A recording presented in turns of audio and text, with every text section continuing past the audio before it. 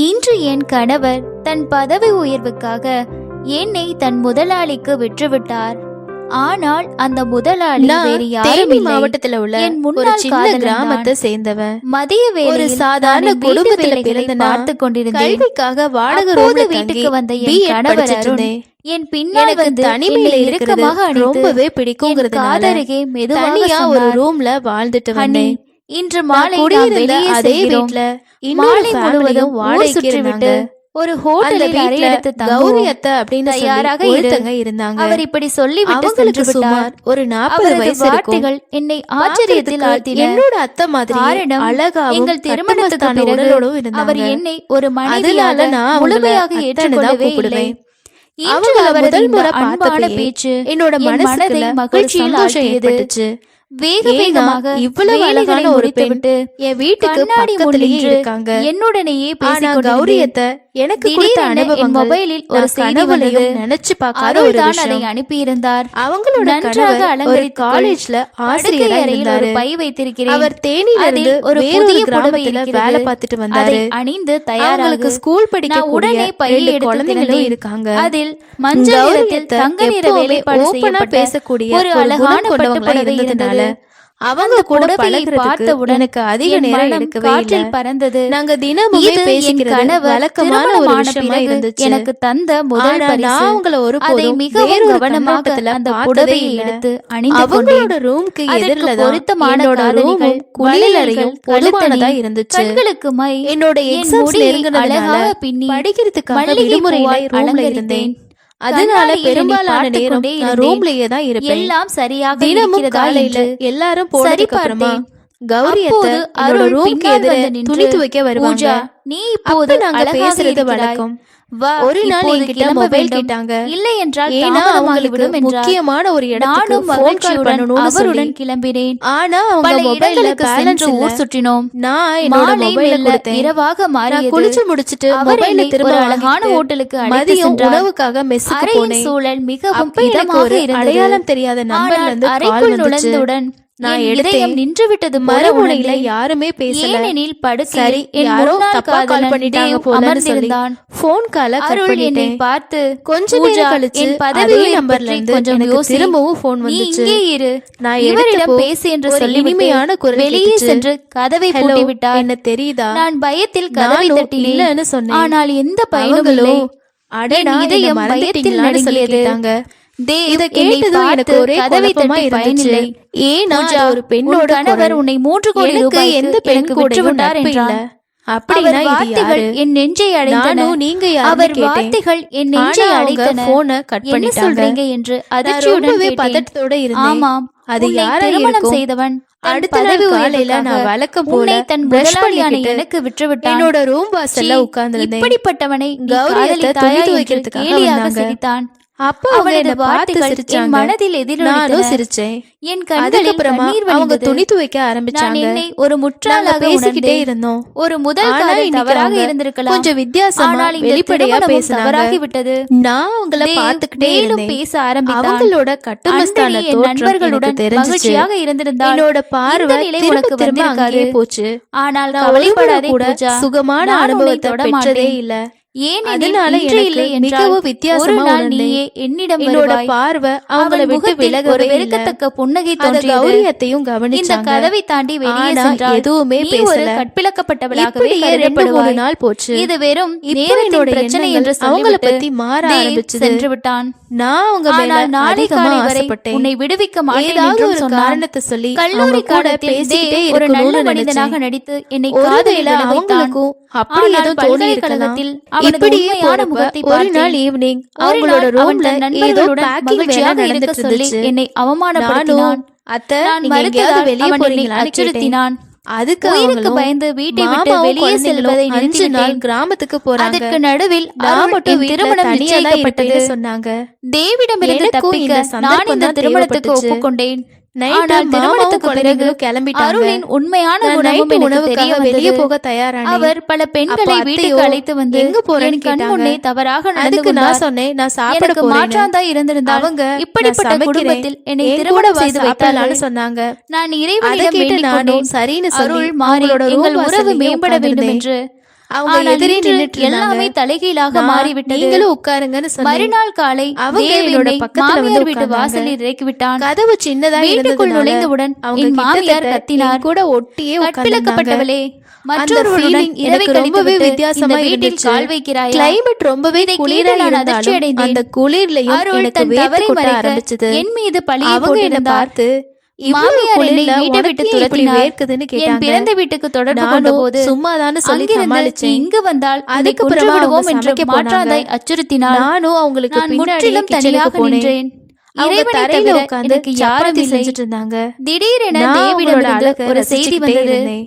நீ அவங்களுக்கு என்னிடம் இது திரும்பி வர புரிஞ்சிருச்சு. வேண்டிய கட்டாயத்தில் ஆனா இருக்கிறாய் அவங்க பூஜா. வேலையில நான் மும்முரமா மனதில் இருந்தாங்க. உறுதியாக முடிவு நாங்க செய்தேன். 2 பேரும் ஒன்னாவே மரணத்தை சாப்பிட்டோம். தழுவினாலும் கொஞ்ச நேரம் என் கற்பை பேசினோம். இழக்க மாட்டேன். அதுக்கப்புறமா நான் என்னோட அப்போது ஒரு ரூமுக்கு தூங்க இளைஞன் என்னை வந்துட்டேன். நோக்கி வந்து நைட்டு காரில் 11 ஏறு மணிக்கு என்றான். யாரோ கதவை நான் அவனை தட்டினாங்க. அறியவில்லை. கதவு யார் திறந்தப்போ நீங்கள் என்று எதிர கேட்டேன். கௌரியத்தை என்னை நம்பு, அவங்க எனக்கு இல்லையெனில் தூக்கம் உனக்கு வரலன்னு ஆபத்து சொன்னாங்க. என்றான்.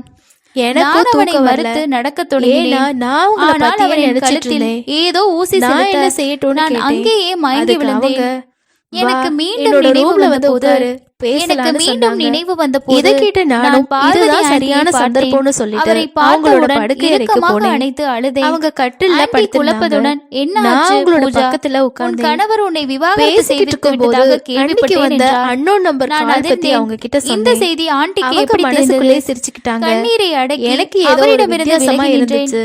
ஆண்டி நான் மீண்டும் எனக்கு கேட்டார், கூப்பிட்டேன். முன்பு நீ அப்ப அவங்க எல்லாவற்றையும் ரகசியம் எனக்கு என்னிடம் பகிர்ந்து வெளிப்பட்டுச்சு. கொள்வாய்.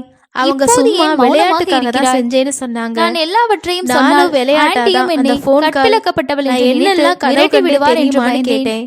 ஆனால் என்ன ஒரு கனவுகள்னு ஆறுதலிடம் சொல்லி அவங்க கிடைத்திருந்தால் கேட்டாங்க. சிலவற்றை பேசிட்டு மட்டுமே இருக்கும்போதே பகிர்ந்தேன். நான் மெதுவா அவங்க ஆண்டி, பக்கத்துல என் படுத்தேன். தலைவிதி இப்படி எங்க ஆகிவிட்டது. சிரிப்பும் பேச்சும் என் தொடர்ந்துச்சு. கணவர் என் கண் முன்னே அவங்க மற்ற பக்கத்துல பெண்களுடன் படுத்ததுனால இரவை கழித்தார். என்னோட மனசுல இன்னும் பல ஏதோ ஒரு காரணங்கள் உணர்ச்சி உள்ளன. ஏற்பட்டுக்கிட்டே ஆனால் இருந்தது. என்னால் வெளிப்படையாக என்னோட சொல்ல உணர்ச்சிகள் முடியவில்லை. எல்லாம் வெளிப்படவும் என் ஆரம்பிச்சது. பிறந்த வீட்டுக்கு செல்ல முடியாது. அவங்களுக்கு தெரிஞ்சிருச்சு. அங்கே என் சித்தி அப்போ என்னை கரண்டும் கொன்று விடுவேன் போயிடுச்சு. என்று மிரட்டுகிறாள். 2 பேரோட நான் இப்போது மனசுலயும் எங்கு ஒரு செல்வேன்? ஆதிக்கம் உருவாச்சு. ஆண்டி ஆனா ஆறுதலாக, யாரு first நான் இருக்கும்போது தொடங்குறது? நீ எங்கு ரொம்பவே செல்வாய்? இருட்டா இருக்கு. என்னுடன் நான் இரு போயிட்டு என்றார். மெழுகுவர்த்தி எடுத்துட்டு ஆனால் நான் வரேன்னு இங்கு சொல்லி எப்படி வந்தேன் என்று கௌரியத்தை யோசித்த எழுப்பினாங்க. போது எழும்பும்போது ஒரு அவங்க இளைஞன் கை அறைக்குள் தவறி நுழைந்தான். என் மேல விழுந்துச்சு. அவன்தான் என்னை அவங்கள மயக்கி தாங்குற இங்கு கொண்டு மாதிரி வந்தவன். நான் அவங்களோட ஆண்டி தோற்றத்தை சொன்னார், பிடிச்சு தூக்க இவன் என் ஆரம்பிச்சேன். மகன் விக்ரம். அப்ப என்னோட இவனை உணர்ச்சி பற்றி உன்னிடம் அவங்க மேல பேசியிருக்கிறேன். உரசிச்சு. நீ அவங்களுக்கு நோய்வாய்ப்பட்டிருந்த போது புரிஞ்சிருச்சு. உன்னை அவங்க பார்க்க மெழுகுவர்த்தி விரும்பினேன். கொண்டு வர போயிட்டாங்க. ஆனால் உன்னை கண்டுபிடிக்க ஆனா முடியவில்லை. மெழுகுவர்த்தி கிடைக்கலன்னு சொல்லி திடீரென நீ திரும்பவும் தெருவில் வந்தாங்க. பைத்தியம் போல அலைவதை கட்டில்ல இவன் படுக்கிறதுக்கு பார்த்து பதிலா உன்னை என் மயக்கி மேல இங்கு தாண்டி கொண்டு வந்தான். மறுபடியும் போக முயற்சி பார்வதி என்னை செஞ்சாங்க. பார்த்து நீ அப்ப எப்படி என்னோட என் கால்கள் மகன் விக்ரம் அவங்களோட மூலமாக இங்கு கால்கள்ல வந்தாய்? இடிச்சு உன் திரும்பவும் விவாகரத்தை அவங்க மேல பற்றி எப்படி விழுந்துட்டாங்க. தெரிந்தது என்று கேட்டார். இந்த முறை விக்ரம் அவங்களோட பதிலளித்தான், உடல் என்னோட உணர்ச்சி நீங்கள் மேல மயக்கத்தில் வந்துச்சு. இருந்த போது என்னோட உங்கள் உணர்ச்சி மொபைலுக்கு ஏற்கனவே உச்சத்துல அருளிடமிருந்து ஒரு இருந்துச்சு. அழைப்பு வந்தது. அவங்க நான் அப்படியே என் மேல எடுத்தேன், படுத்தாங்க. ஆனால் பேசவில்லை. அவங்களோட அவர் உடல் தொடர்ந்து என்னோட உணர்ச்சி விவாகரத்தை மேல பற்றி உரச பேசினார். தொடங்கிச்சு. எங்க அவர் 2 பேரோட தானாகவே பேச்சும் எல்லாவற்றையும் நிற்க சொல்லிவிட்டார். ஆரம்பிச்சது. இதை 2 கேட்டு பேரும் மனதிற்குள் ஒருத்தர் நொந்து போனேன். வசப்படுத்த ஆரம்பிச்சோம். இதுதான் என் பொறுக்காத விதி அதுக்கப்புறமா என்று அவங்களுக்கு நினைத்தேன். நான் முத்தம் கொடுக்க இதனால் ஆரம்பிச்சேன். தான் எதையும் அவங்க ஆலோசிக்காமல் எனக்கு செய்ய முடிவு ஆரம்பிச்சாங்க. எடுக்க கூடாது என்று யாரும் சொல்கிறார்கள். எதுவுமே பேசல. ஆண்டியும் விக்ரமும் நாங்க அறையை எங்களோட விட்டு வேலையை வெளியேறினார்கள். செஞ்சுக்கிட்டே இருந்தோம். நான் என்ன செய்ய வேண்டும் கொஞ்ச என்று நேரத்துக்கு தெரியாமல் அப்புறமா தவித்துக் நான் அவங்கள கொண்டிருந்தேன். தனிமைப்படுத்தினேன். எல்லாவற்றையும் நானும் ஆண்டியிடம் சொல்லிவிடலாமா? ஆனால் அவர்கள் அதுக்கப்புறமா என்னை நான் தவறாக அவங்களோட புரிந்து உடல்ல கொண்டால் என்ன அனுபவிக்க ஆகும்? ஆரம்பிச்சேன். இப்படி பலவிதமாக அவங்களுக்கு என்னோட யோசித்து உணர்ச்சியோட என் தலைவலி விளையாட தீவிரமாக ஆரம்பிச்சாங்க. தொடங்கியது. இது என்னோட முதல் அனுபவம். தேவுடனான என் உறவின் எனக்கு போது மிகவும் பார்வதி அற்புதமா ஆண்டியை இருந்துச்சு. ஒரு சிறிய விபத்தில் எனக்கு இப்போ சந்தித்தேன். இதை தாங்கவே அவர் முடியல. என்னை மருத்துவமனைக்கு அழைத்து அவங்களுக்கு சென்றார். அந்த சுகமான பின்னர் எங்கள் அனுபவத்துக்கான உறவு ஆவலா மெல்ல மெல்ல இருந்தாங்க. ஆழமானது. அதுக்கப்புறம் எனக்கு அவங்க என்னோட உண்மையான தாய் உணர்ச்சியை இல்லை. தானே தங்க சித்தி மேல இருந்தாலும் செலுத்தினாங்க. அவர் என்னை ஒரு அதுக்கப்புறமா தாயாக நானும் அந்த நேசிக்கவில்லை. சுகமான அனுபவத்தை ஆனால் கொடுக்க பார்வதி ஆண்டி ஆரம்பிச்சேன். எனக்கு ஒரு நான் தாயின் என்னோட அன்பை கொடுத்தார். வாழ்க்கையோட முழு நிறத்தை கொடுக்க கல்லூரியில் போறேன்னு நான் நேராக நினைச்சேன். ஆண்டியின் வீட்டுக்கு நான் செல்வேன். தொடர்ந்து அந்த அவர் சுகமான அனுபவத்தை அற்புதமாக கொடுத்துக்கிட்டே சமைப்பார். இருந்தேன். எனக்கு சமையலும் கொஞ்ச கற்றுத் நேரத்திலேயே தந்தார். நாங்க 2 பேரும் சில ஒரே நாட்களில் நேரத்துல வீட்டில் உணவு சரியாக வாழ்க்கையில இருக்காது. நாங்க பார்க்க வேண்டிய அப்போது எல்லா ஆண்டி விஷயத்தையுமே எனக்கு பார்த்தோம். உணவு ஊட்டி நாங்க சந்தோஷப்படுவார். 2 பேரும் என் முகத்தை சோர்வடைஞ்சிட்டோம். பார்த்து எனக்கு அதுக்கப்புறமா ஏதோ பிரச்சனை நானும் இருப்பதை குளியலறைக்கு உணர்ந்து போயிட்டு புத்துணர்ச்சி தேவின் ஆகிட்டு வந்து உண்மையான முகத்தை அப்படியே எனக்கு தூங்கிட்டோம். காட்ட உதவினார். விடிய காலையில பார்வதி 5:30 ஆண்டி மணிக்கு என்னோட விவாகரத்து பெற்ற தூக்கம் ஒருவர். கலைஞ்சு போச்சு. அவருக்கு ஒரு மகன் அந்த இருக்கிறார். நேரம் கௌரியத்தையோட அவர் அந்த படிப்புக்காக இனிமையான லண்டன் சிரிப்பு என்னோட சென்றிருந்தார். இதயத்தை அவர் மீண்டும் திரும்பி துடிக்க வர வச்சது. விரும்பவில்லை என்றாலும் அத்தை ஆண்டி மனசு அவரை நிறையலையான்னு வற்புறுத்தி கேட்டாங்க. அனுப்பினார். அவங்களோட அந்த கணவருடனான கண்கள்ல பிரச்சனை இருந்த பற்றி ஒளியும் அவர் எனக்கு என்னிடம் இன்னும் நினைவுல ஒருபோதும் இருக்கு. பேசவில்லை. நான் சிரிச்சுக்கிட்டே எப்போதும் தவிர்த்து விட்டார். சொர்க்கம் இப்பதான் சில கிடைச்சுச்சு. சமயங்களில் எப்படி அவர் நிறைவுன்னு சொன்னேன். மர்மமானவராக அவங்க தோன்றுவார். சிரிச்சுக்கிட்டே என்ன அன்று பார்த்து மாலை சரி ஆண்டி உடல்நலம் அப்படின்னா உங்களோட சரியில்லாமல் சொர்க்கம் தூங்கிக் கொண்டிருந்தார். எவ்வளவு நீடிக்கும்னு நான் பாப்போம்னு மாடிக்கு சொன்னாங்க. சென்று அந்த கைப்பிடியை காலையில பிடித்து நாங்க நின்றேன். திரும்பவும் ஒரு நீல முறை வானத்தில் அனுபவத்தை வெள்ளை பெற்றோம். மேகங்கள் அந்த மிதந்தன. சுகமான அனுபவம் பறவைகள் மிகவும் சந்தோஷமாக தீவிரமா பறந்து இருந்துச்சு. சென்றன. நான் என்னையே மரங்களின் மறந்துட்டேன். இலைகள் காற்றில் அசைந்தன. கௌரியத்தையும் அந்த என் சந்தோஷத்தை நெற்றியின் முழுமையா முடிகளை தொட்டு சென்றன. அனுபவிச்சாங்க. இந்த நாங்க ரெண்டு பேரும் காட்சியை கலைப்படைஞ்சு ஓவியமாக வரைய கட்டில வேண்டும் என்று படுத்துப்போம். தோன்றியது. நேரம் 7 ஆனால் மணி. அடுத்த கணமே நான் என்னோட மீண்டும் ரூமுக்கு என் வந்தேன். கவலைகள் என் மனதை மனசுல குழப்பம் ஆக்கிரமிக்க இருந்துச்சு. ஆரம்பித்தது. ஒரு பக்கம் யாரோ இந்த என் புதிய அருகில் வந்து அனுபவம் நிற்பதை எனக்கு உணர்ந்தேன். சந்தோஷத்தை கொடுத்துச்சு. கொஞ்சம் விலகி இன்னொரு நின்றேன். பக்கம் அது என்னோட வேறு மனசுல யாரும் பல இல்லை, கேள்விகள் எழுப்பிச்சு. விக்ரம் தான். கௌரியத்தை அவன் மாதிரி சொன்னான், இருக்க "உங்கள் முதிர்ந்த பெயர் அனுபவம் பூஜா இல்லையா? வெளிப்படையான ஒருத்தர் கூட என் பெயர் என்னோட விக்ரம். இந்த உறவு நான் என்னை படிப்பை எங்க கொண்டு முடித்து செல்லும்? விட்டேன். இப்போது ஆனா நான் வேலை தேடுகிறேன். தீர்மானிச்சேன்.